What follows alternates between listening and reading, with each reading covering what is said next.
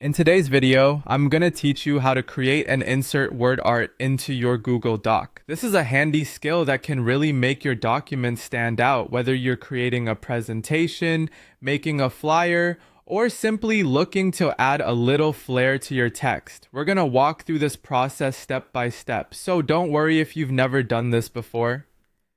First, you'll want to start by opening your Google Doc. Head over to Google Docs and open up the document where you'd like to add your word art. This could be an existing document or a new one, depending on your needs. Now, once your document is open, you'll need to insert a drawing. This is where we'll start creating the custom word art. Look at the top menu of your document. You'll see an option labeled Insert. Click on it and a drop-down menu will appear. From that drop-down, navigate to Drawing and then select Plus New. This will open up a fresh drawing window where we can create the word art from scratch.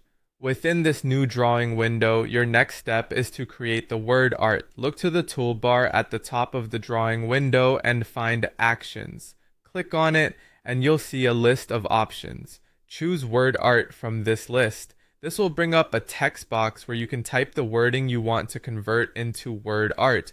It could be a catchy phrase, a title, or anything you need. Maybe something like "Hello World."